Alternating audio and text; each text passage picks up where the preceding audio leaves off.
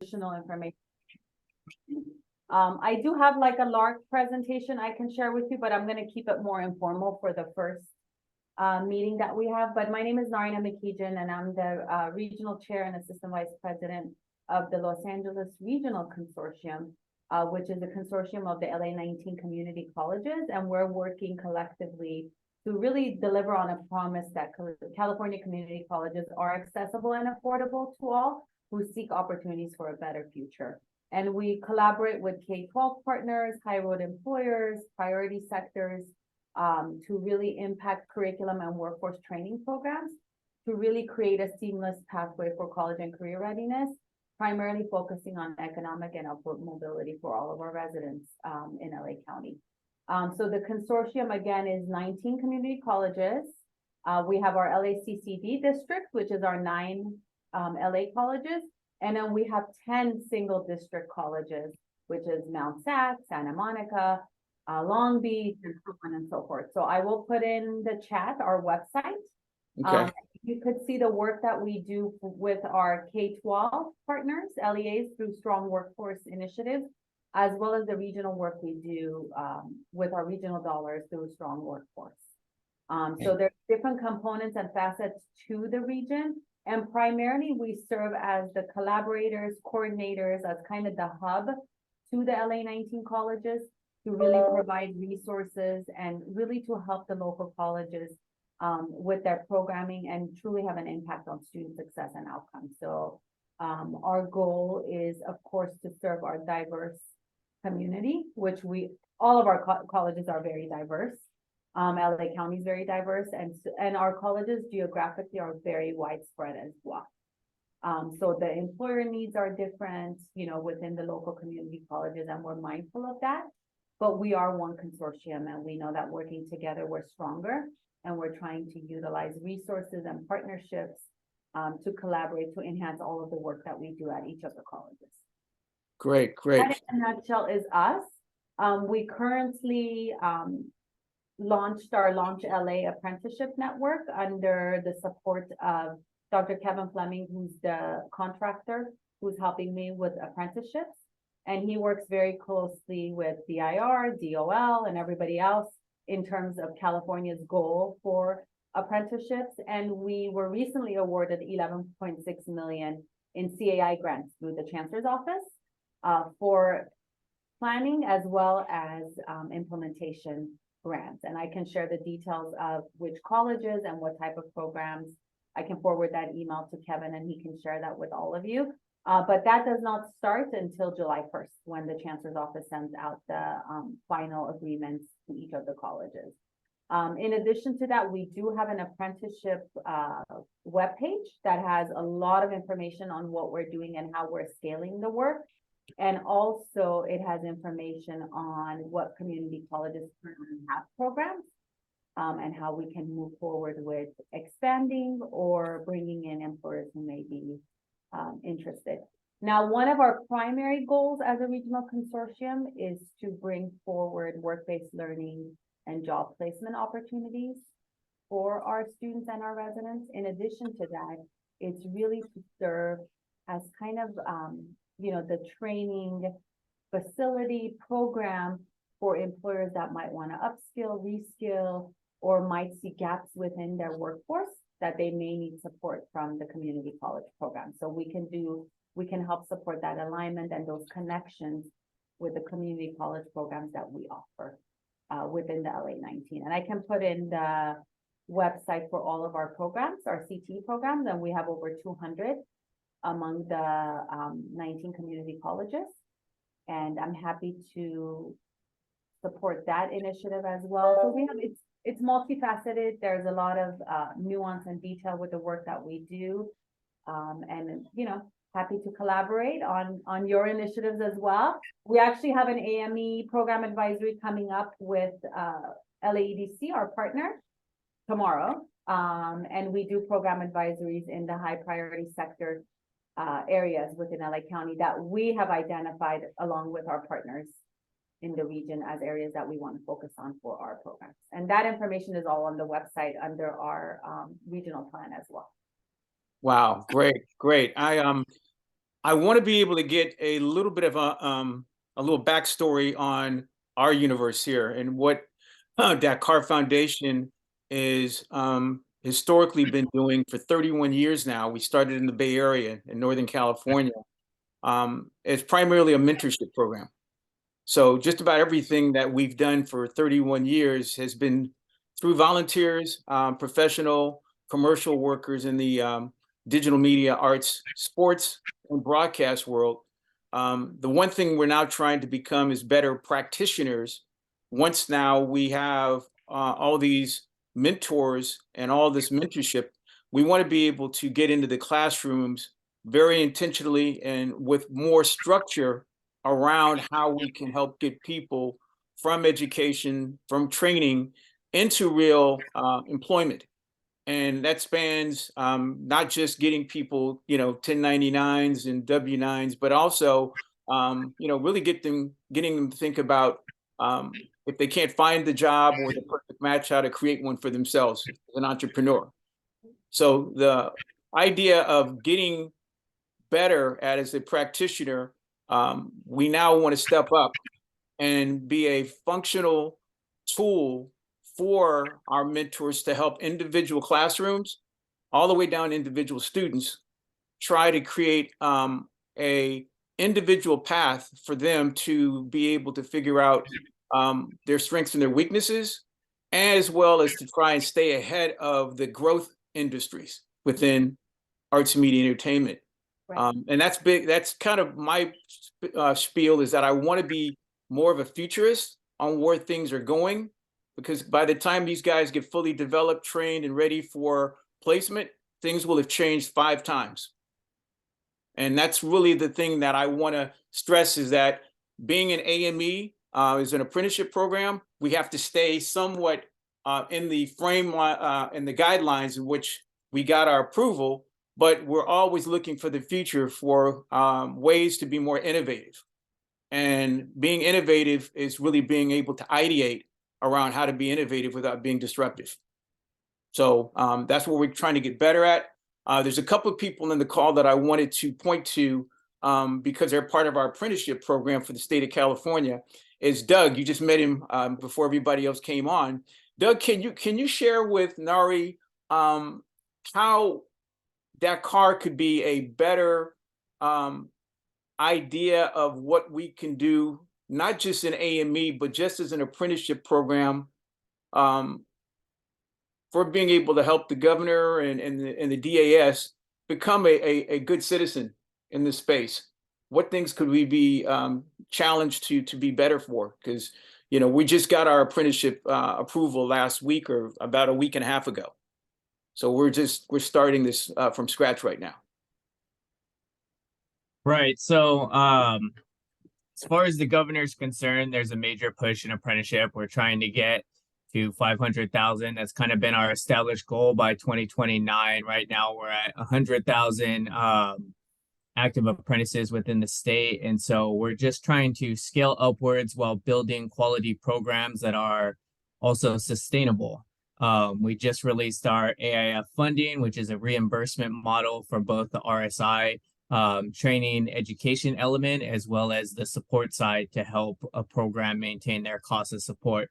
We're the first in the country to do this kind of reimbursement funding. And so it's extremely novel. DOL is really excited and trying to see how they can get involved in maybe spreading this across the country.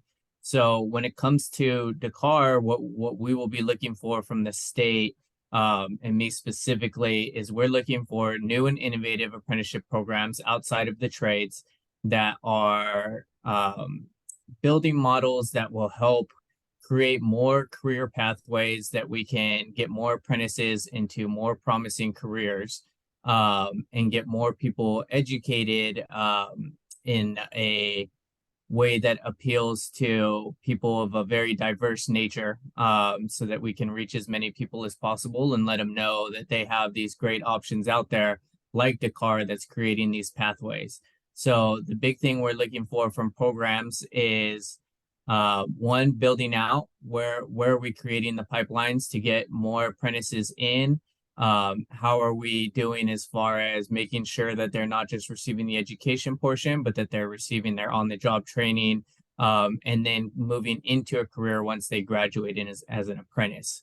That starts both at the apprentice level and at the pre-apprentice level, where we focus on building soft skills for apprentices to build up into an apprentice program, sometimes specific, sometimes not as specific. So where you can go into one pre-apprenticeship program, get some soft skills that then help you go into a completely different field, but you were able to learn more about that field by being involved in a pre-apprenticeship.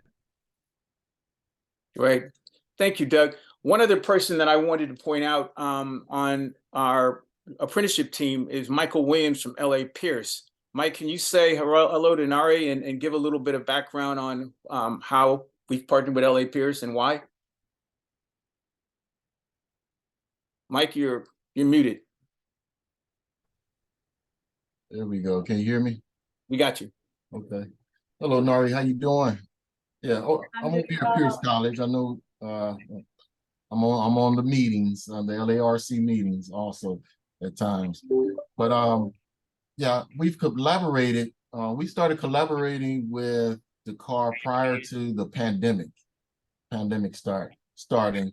And the collaboration began with the planning of working with Heartbeat Studios, with Kevin Hart Studios over there, trying to create a pipeline for students to go from the classroom here to over to Heartbeat Studios, which is locally close by, nearby Pierce, to work as interns, to learn, all the TV film production, whatever it all entails, with the 2 stages that are over there.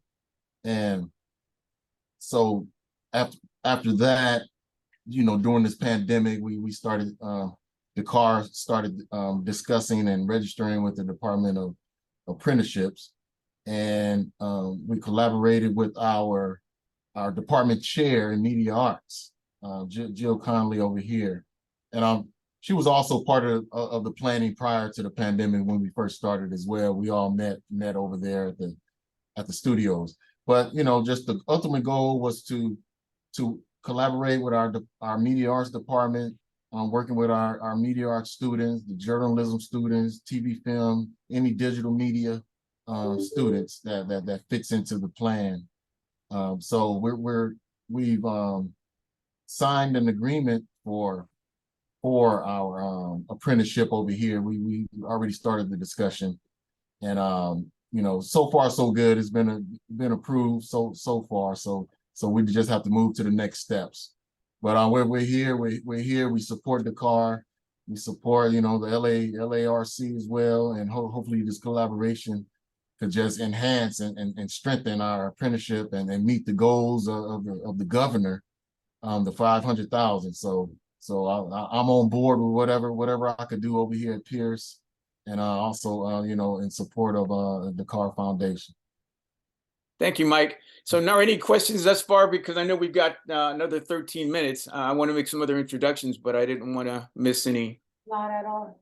Okay. A couple of other people. I'm going to introduce everybody. Ted Milner, can you say hello to Nari and give a little background as to how we met and what you have given in terms of mentoring to our program? Hello, Nari. My name is Ted Milner. My wife and I own and operate an entertainment employment agency, and we've been doing that for a little over 30 years, from ABC, NBC, Disney, Warner Brothers, Paramount, and many other smaller studios. And so a big challenge that we see that faces the new workforce is really them understanding and having a knowledge of how to enter that workforce. Some of them are getting interviews, but not really understanding how to interview. And so I have spent probably in the last 10 years, I've done more coaching than I've done in the last 30 plus years, just on coaching people how to interview and really trying to get them in a mindset of enhancing and boosting their confidence in interviewing. But more importantly, letting them know that the interview is technically is a little bit more important than you right now. And so you need to understand, that they're interviewing you for their need, and you need to have a conversation around their need. And I find that most students are having a conversation around their future And so a lot of times we're talking to executives and they will call me directly and tell me what they want. And then I'm talking to the potential interviewee. And they spend most of the time talking about their future, and the employer is employing for their need. So really trying to get students to understand the dynamics of what takes place in someone hiring you. And, and when you have an interview, not only are you interviewing for that position, but you're potentially interviewing for every other position that they feel you may be qualified within the company. And how do you actually have a good interview, even if you don't land the job that you're interviewing for? So in a nutshell, that's what we've done. We've seen hundreds. I've personally interviewed over 10,000 people and placed thousands in the industry, and hundreds that are now executives. So it's all about really creating space and creating opportunity. And we've done that a lot, not exclusively, but a lot with diverse candidates that are now executives in this industry that are controlling the content you and I see on TV. So in a nutshell, that's what we do. Thank you, Ted. Okay, I'm going to go across. JP, you've already met Nari, kind of performed a little bit for her. You want to say anything on, on today? Yeah, well, I already met Nari at Scan, of course, so it's nice seeing you again. But it's very lovely to meet all of you guys, the rest of you. It means a lot to me as an apprentice, hearing that you guys are trying to come together and help out apprenticeship programs across the nation, as well as trying to do your best and how we can get more people involved in entertainment. It really means a lot to me, especially since that is my goal with being under Kevin's wing. So yeah, nice to meet all of you, and I'm hearing a lot of great things so far, and I can't wait to see what else you guys have in store for the future. Okay. And from left to right, Sharon Evans, can you say hello to Nari? I know you guys know each other, but say hello. Good to see you, Dr. Nari. It's nice. I've been missing you on our committee calls. I know the last couple I haven't been able to join, and I'm so glad that there was a poll out to kind of figure out if there's a better time. A better time, yeah. And I really appreciate that. I chair, I am one of the co-chairs of the Los Angeles SURF initiative, which is primarily to look at pathways to an economic plan for the whole region, for the entire county. And what's interesting, I'm sitting at this table because on the front end of the effort to try and bring the county together, to have a united voice, I was part of the team that brought a group of folks together to 13 projects to try and do a pilot project for the state. And with that, we identified entertainment as a priority area. And I will tell you the linkage and concerns that I have, which is why I really wanted to show up. Quite well, there have always been major partners and players that are funded in Los Angeles's media and entertainment development space. My concern, and I see more happening through the CTE programs. However, my concern remains. I remember when Hollywood CPR was created out of West LA College. Congresswoman Watson and I co-founded an institute at USC. It's apparently this weekend is our 15-year anniversary. But that program did very well for diversifying opportunities. I have challenge with the limited amount of opportunity that is occurring for particularly Black and Brown children in this space. And it's not only affecting this space, but it's affecting about 6 industries. And our community college area is we have so many that cannot matriculate into four-year university because they can't pass the math skill. It's a 50% dropout that cannot advance even after being accepted.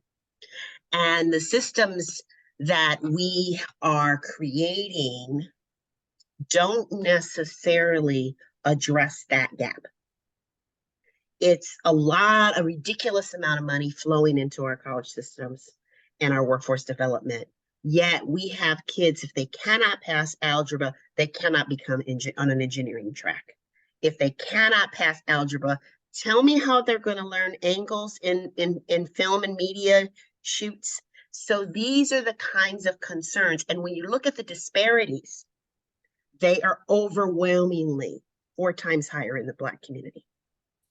And when I see initiatives that I am very fond of and members of, like Unite LA, with the millions of dollars that are flooding that market, we are not represented. And so there has to be a deeper level of connectivity. I'm excited that Dakar is putting the work at play and that we're seeing the opportunity for these people to actually demonstrate the skill set.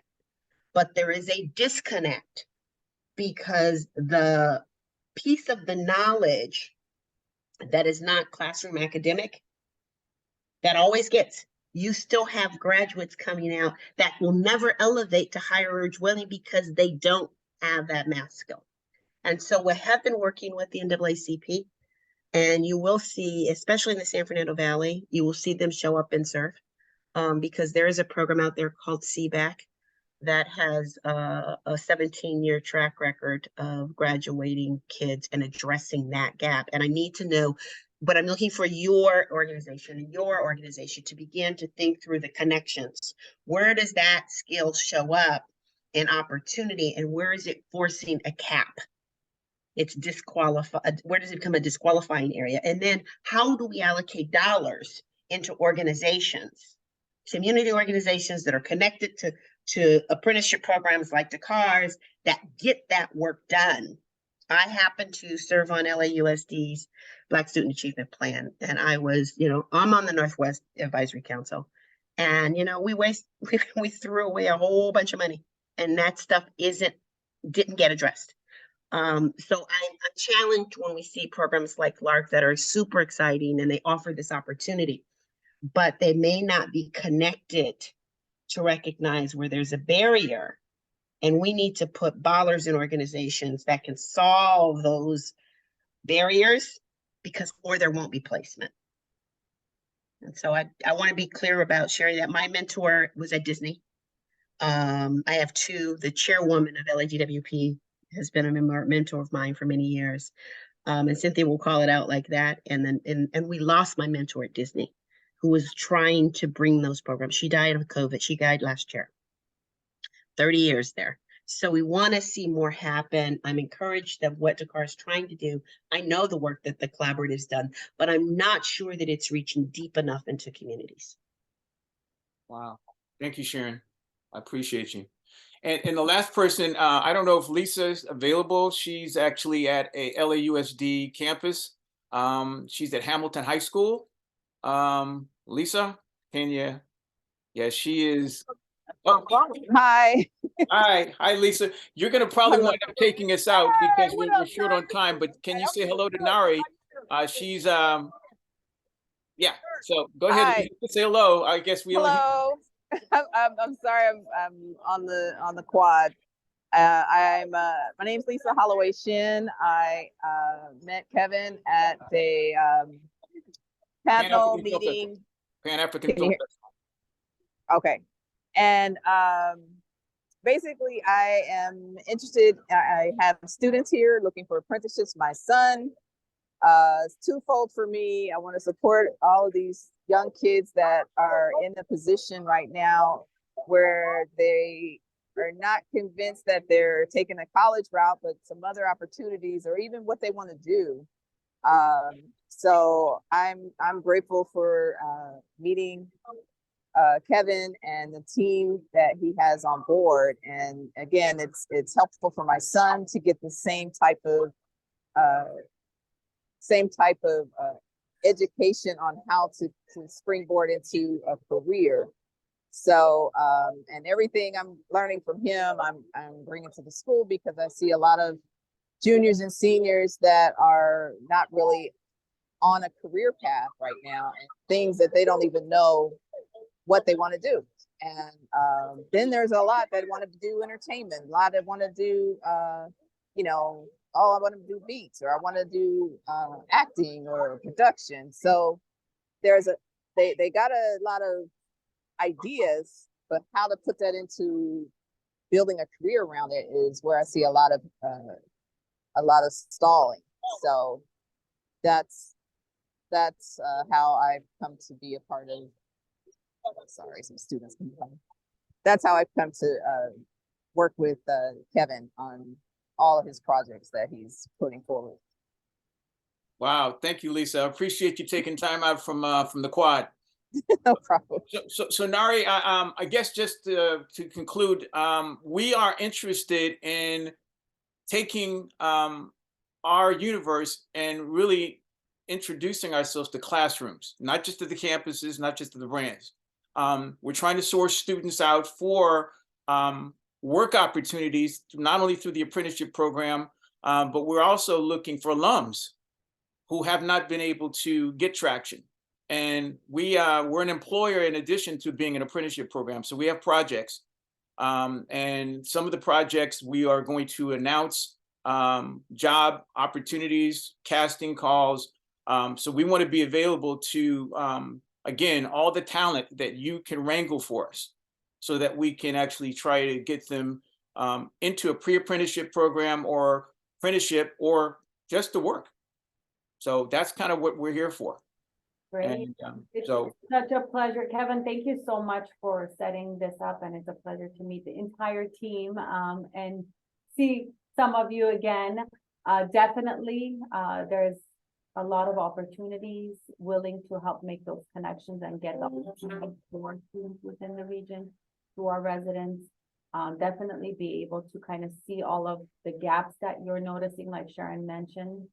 And how we could use our community colleges to really provide a space, an opportunity for our residents and our students. So happy to be a thought partner, a connector, a resource, all of the above. And, you know, Michael's position as the Career Pathways Coordinator, we have that at all of our LA 19 colleges. So happy to make additional connections there with specific programs that we may need to, that directly address your needs of talent and level of training. So the world of possibility. So happy to have further discussion and kind of move into action now. Now that we kind of know where we are as LARC, where you are as an organization with your amazing partners, and how we can provide these opportunities to our students and our residents. So looking forward to it, excited about it, and more to come. Thank you. Thank you, Nari, and thank you, team, for joining. I'll send a follow-up for some things that I think maybe are possibilities and ideas. Okay, thank you, everybody, for joining. Thank you. Have a good afternoon, everyone. Pleasure to meet you all. Bye-bye. Thank you. Nice meeting you. All right, bye-bye.